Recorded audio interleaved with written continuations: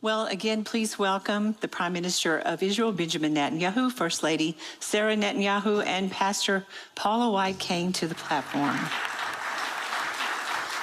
All right, are we ready to get started? Are you ready to be interviewed a little bit? That's normally what I do. First Lady, grab your microphone there. We're going to ask you questions too. So Prime Minister Netanyahu, we are so happy to have you with us, and we are living in some of the most challenging times in history, especially here in Israel and the Middle East, and you are obviously a man of faith. How do you bring a sense of God's presence and peace into the Prime Minister's office and to the people of Israel? I was raised on the Bible. That's what we did. We studied the Bible from second grade on. I married Sarah, who's the daughter of a great Bible scholar. Our son, Avner, was the national Bible champion of Israel at the age of 15. We read when he was living with us, a portion of the Bible, the Torah, every Saturday. Up to the age of 12, I taught him. From the age of 12 on, he taught me because he was so immersed in it. It's a family tradition because Sarah's brothers, as you mentioned before, were all Bible champions too. So the Bible is living with us, not merely as a book.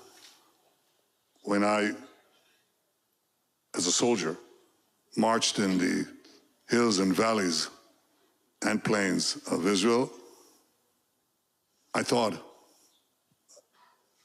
of Joshua and of David and the prophets of Israel and the kings of Israel and the judges and later the Maccabees. It's not a theoretical thing. It's something that comes to our feet, into our hearts.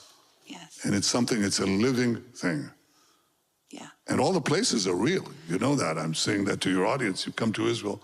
These places that you read about, yeah, they're not on the moon. They're right here. Yeah. Actually in a small but beautiful country, yes, but a giant country, because that's where, as I said, the great ideas of humanity, yeah, and faith emerged.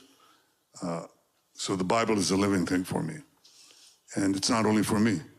It's what animated our people to return to our biblical homeland, to forge a life anew, to overcome odds that no people overcame, with that great engine of faith and tradition. And the Bible says the Bible is the base. It's the stone on which we stand. Yes. And so doesn't change. It only gets more so, yeah, stronger with the challenge that we face. Well, how do you think you draw your faith? I mean, yeah, it's not from YouTube, you know? I mean, it's okay, but it has a deeper wellspring, obviously. Yes, it does. And I think it explains a lot of the miracles that Israel has been able to perform, because we have that stone on which to stand. You know, many consider you to be one of the closest foreign leaders to President Trump. What do you think makes your relationship so strong, and why is it so important for America to continue to stand with Israel?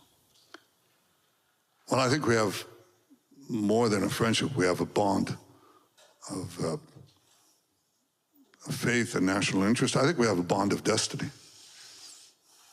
It's a bond of understanding that we are living in times that can forge the future, that can safeguard our common free civilization. And I think President Trump has done wondrous things for us. You know, he recognized Jerusalem as Israel's capital. You have to think, how could they not recognize it? For God's sake, King David declared it our capital 3,000 years ago. You think it'll be about time that others would recognize it. Well, for some reason they didn't. With some exceptions, by the way, important ones. But President Trump just did it. And then he moved the American embassy to Jerusalem. He just did it. And then he recognized our sovereignty over the Golan Heights. He just did that. And then he walked away from the disastrous Iran nuclear deal that paved Iran's path with gold, with hundreds of billions of dollars, basically allowing them to get nuclear weapons. And then we forged together the Abraham Accords, which brought peace with the 4 Arab countries. and then we acted together against Iran. This comes from a deep, deep partnership, not only personal, but one that is both personal, but also national and also international. And I think it comes back to those basic values that I described. And I think it's a very strong bond.